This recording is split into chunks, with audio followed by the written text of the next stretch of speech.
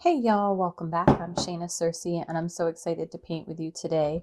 As you can see, I already got a little bit started in my watercolor journal. So if you're new here, we do lots of paintings in our watercolor journals and try to paint as often as we can and avoid being too worried or scared about messing up our page. We want to try to play and experiment, try new things, try old things again. But this is a place where we can get lots of work and learning done. So today we're continuing with our holiday theme. I am in the festive mood. So we are going to do a couple of different styles of trees. Lots of folks want to paint all different kinds of trees, and there's a million ways you can make a representation of a tree, especially a Christmas tree or a holiday tree.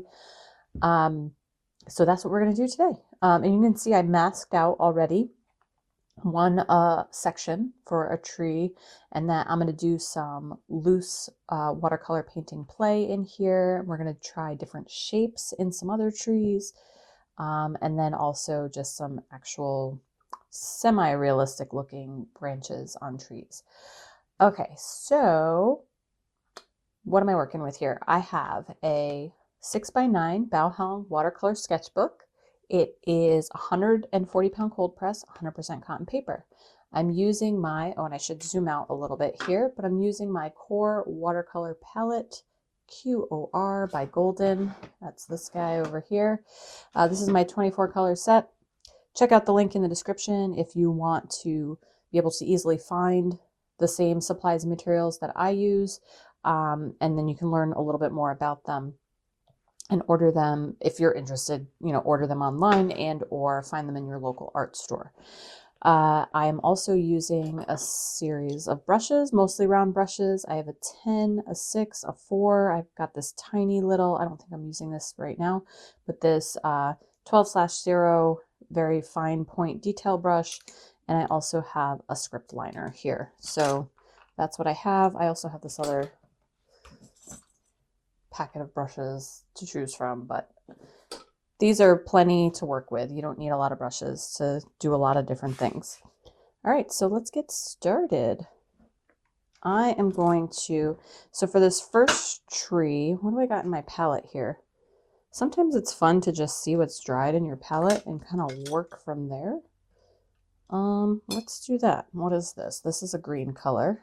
Oh, this is a really dark green color.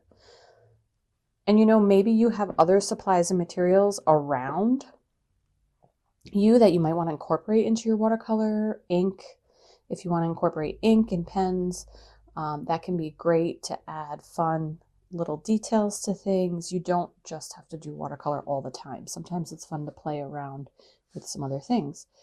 So for this one, I'm going to use this green, and I think I'm going to do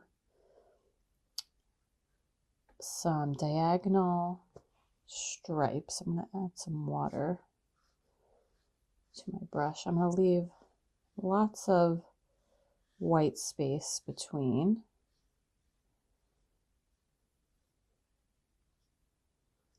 And now I'm realizing there was something I saw that I wanted to try to do, but now I've already started this one, so maybe I'll do it on the next one. It's very similar to this, but it's more of a ribbonish shape. So let's bring in, I have nickel azo yellow in here, which can be a really great kind of goldish color if it's not mixed with blue and green already. Or I also have Quinacridone gold. You see that nickel azo yellow is pretty contaminated already. All right.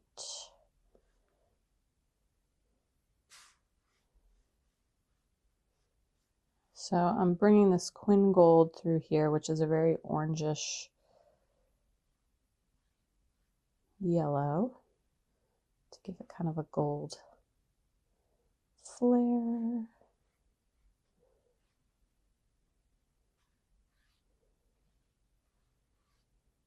And I'm just striping it over top. And the great thing is that I'm going to have clean edges when I'm done. Actually, you see I've gone over the tape here, but again, we're just playing, so it's not a big deal. And then you know what? I'm going to drop in red. A very little alizarin crimson left. I just ordered more. Normally that is my go-to red. I'm going to go with a cadmium medium just because that's what I have. And I'm just going to drop in some red. Not going to worry about if they run or not. Berries or bulbs or whatever I think they might be.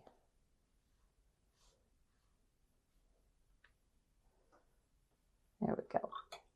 All right, I'm going to let that be, and we'll see what we get with that. Okay, what else do we have? Other trees. We could try to do, let me clean up some of this.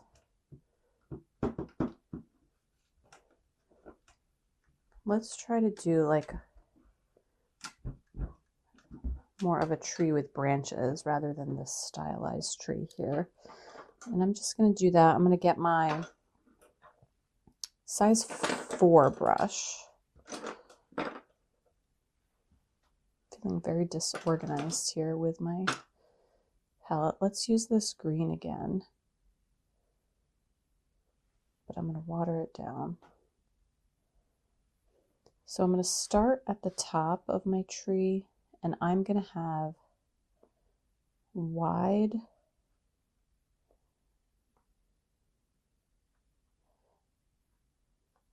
boughs, and you can see I'm trying to do it differently than I normally do trees. I have a very kind of stuck in my ways, so I'm trying to break that. So I'm just taking this side of my brush, I'm like swooping it downward, pressing it down, thicker in the middle. My tree's kind of getting funky shaped because I'm really focusing on the strokes themselves, but making sure there's white space.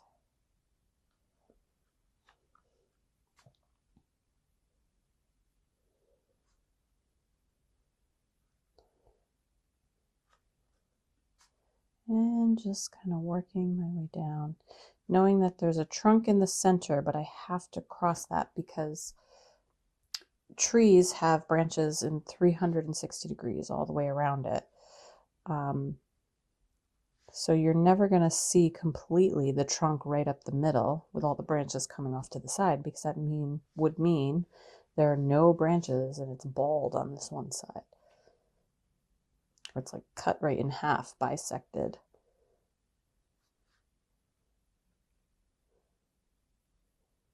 Oh, I kind of like how this came out. Like these thicker, chunkier sections. Normally I don't have that. And as I let that dry, I'm going to pull out some more sap green, which is a warmer green. So whatever was in my palette was a cooler green. It looked like a combination of sap green, phthalo blue, and Payne's gray. And I'm going to add into a few spots. This other green color. I could have made another color similar to this one, or tried to get close and just added a darker version of that, but I thought, why not also add a slightly different tone or color in addition to another layer. And this to me just gives it a little more dimension.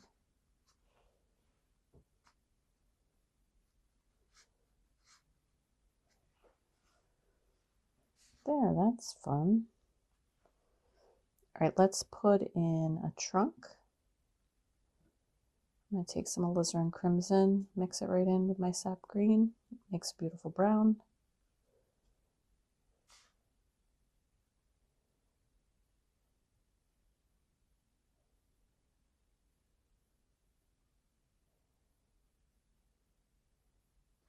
There we go, a little trunk. Lovely.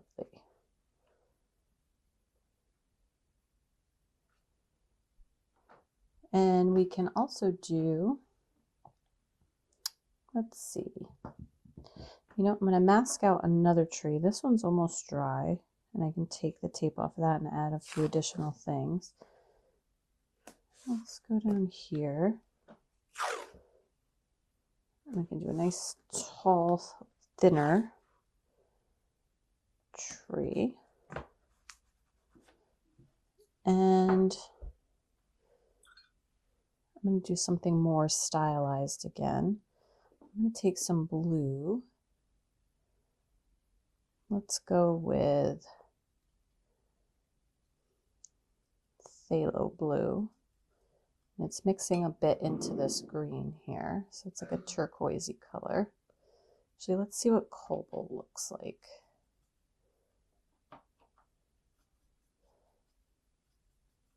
All right, I picked up the cobalt instead and mixed it in. So this is a cobalt blue mixed in with a little bit of green that was still in here, or yellow. And I'm going to do circles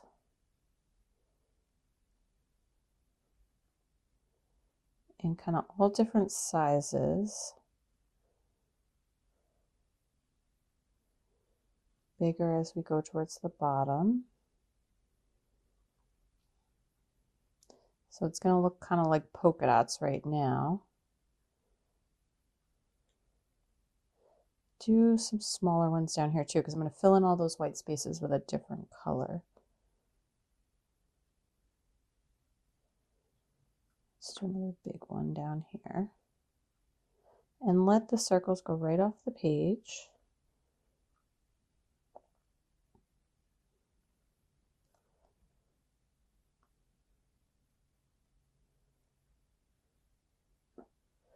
And let's pick up a different color. Let's pick up, let's see if this nickel azo yellow is any better yet. I wiped the top off of it. There we go. That's a little more bright goldeny yellow. I'm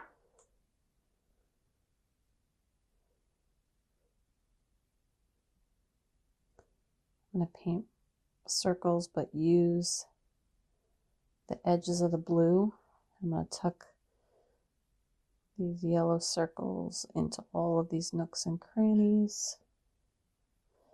And you know, we could even add a green, like yellow, blue, and green. They're all kind of on that same side of the color wheel. Let's do a big one right back here.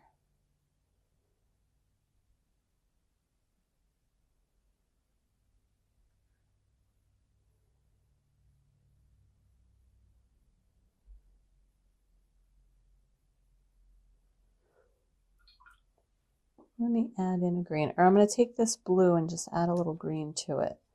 We'll add some sap green to it, giving us a more green blue color. These should work nicely together. They'll feel somewhat harmonious. Could overlap your circles, and that could be fun as they overlap each other, and then you can play with the transparency.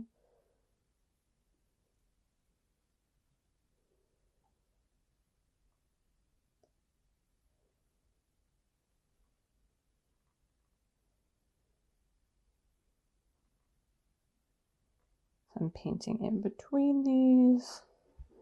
It gets harder and harder the more space you take up. So I'm going to paint this one right to the edge here.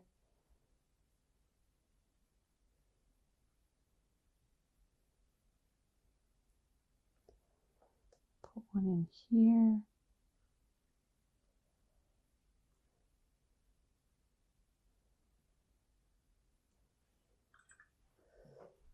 There we go. The only one that feels like it's just a little disconnected is this one right here, but I'm going to go back to, I don't know if I can make that blue color again. That's pretty close.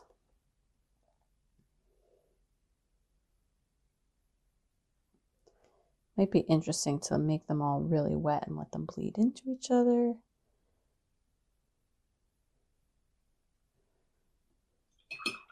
There we go. That looks fun. Very, very retro, kind of 70s vibes. So we have our regular tree. We have these two stylized trees. What other kind of tree? Let's do another kind of regular tree down here. Sometimes it's fun in your sketchbook to pick like one subject like this and just try to do it in a bunch of different ways. It really stretches the imagination a bit and the brain, as well as our painting skills. So I'm going to do this one. I'm going to make him short. And I'm going to have his branches going up. And he's going to be kind of rounded at the bottom. This is going to be like where the bottom sits. So that's where I'm going. Normally I wouldn't paint the bottom in first. I just want to give you an idea.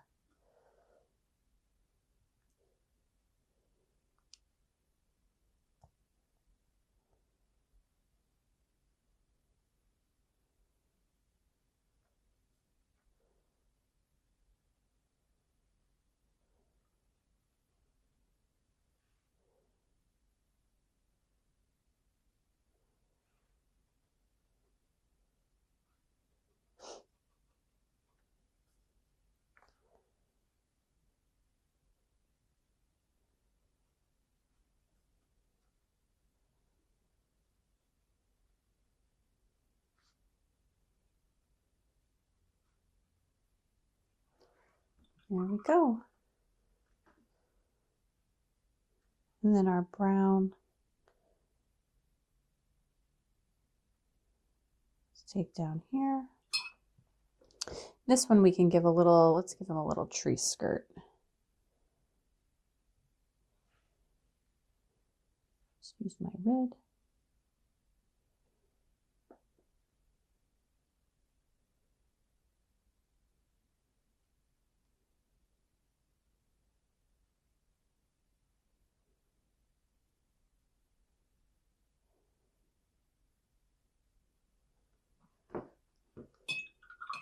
There we go, little tree stand. That red looks very jarring next to all of this orange. Let's take these off. Now, you see how I went past the tape there. Whoops. But these could make fun little cards, especially if you have to do a lot really quickly, but you want to hand paint them all. There we go. Oh, those are fun. Let's do a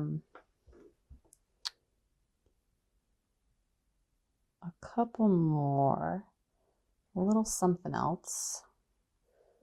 Oh, there was this one that didn't have sharp edges, but it was kind of ribbony. It was in greens and yellows that I saw. I wish I could remember. I don't remember if I saw it on a card or like in the store or like online somewhere. I'm sure you've seen something similar somewhere. And I don't know if I'm going to be able to pull it off because I'm doing it from memory. But it was kind of like back and forth. Like this. And then it had like other, it definitely had gold in it, and I don't have like gold. It had a shimmer to it. Maybe if we do, there's like another ribbony thing through it like this, and then maybe one blue.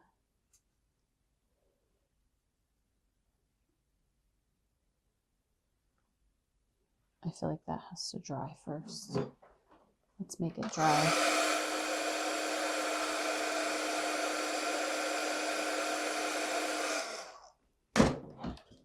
Should do it enough. This blue I feel like might overtake the whole thing. Oh, it actually looks quite nice as it like plays with the other colors and has more of a green ness to it. All right, kind of fun. Let's put in this one. I feel like I'm going to put in the trunk, and I'm going to find a few spots to continue it up. So it looks like the ribbon is kind of swirling right around it. And I do think this one, less is more. So there is more white space between, so you can really see the ribbony nature of it.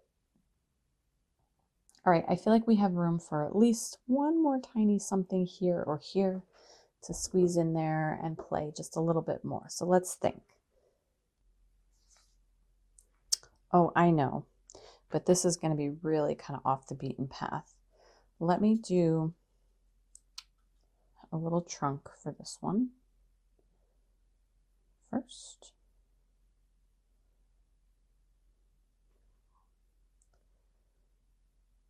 I kind of like leaving my trunks uneven on the bottom.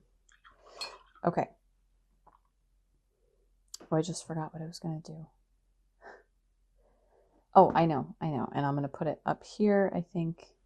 But I'm going to make, this is going to be a little unconventional as far as the shape. It's actually going to be an upside down, round it off like a teardrop shape. Like this, with a thin little trunk at the bottom. And we're going to do red. And I am going to make it like candy cane striped.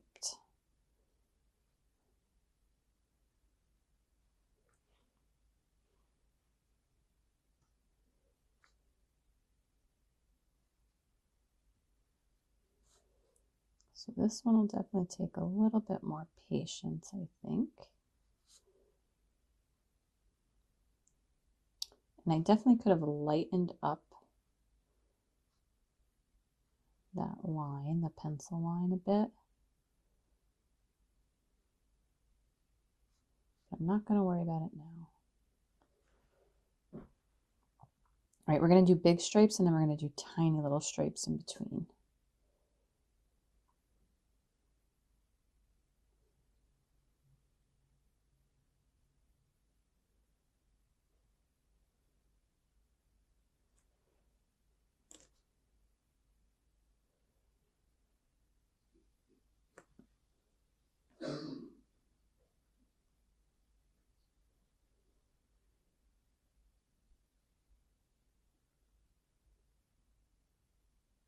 All right, almost to the top. This is like our little candy cane forest tree. What is that from? Candy cane forest. Is that from that game Candyland? I think it is. I think it is. All right, so we're going to put a thin little stripe in between. Boop, boop. Really using the tip of our brush. So fun. And if you really wanted to get, if I really wanted to get into like shading and stuff, I could have put down a layer of like Payne's gray first, just to give it a very, very light layer, because that would be in the white areas, would be the gray. Sorry, I don't want to confuse you. I'll just stop talking about putting Payne's gray in right now. Right now we're just going to use the white of the page and not worry about shadows. There we go. Our cute little candy cane tree. And you could do that with all different colors. Make like a little candy cane or a striped peppermint candy cane forest. That would be fun. All right, I think that's good for now. I hope you enjoyed this, but the lesson would be try to take one subject like trees. Oh, I didn't give this. While I do that, I'll tell you. One subject like trees, trying to paint in a bunch of different ways and being as different and creative as possible. And just having fun with it. Helps stretch the imagination, helps you kind of branch out and think of things in a lot of different ways. So I hope this was fun. I enjoyed it as definitely a sketchbook page. And don't forget to like the video, subscribe to the channel, check out the link for, check out the description for links to supplies and materials that I use in this video as well as other videos. And don't forget to share with someone who you think might also enjoy this. All right, y'all, take care. Happy painting, and I'll see you for another watercolor journal page very soon.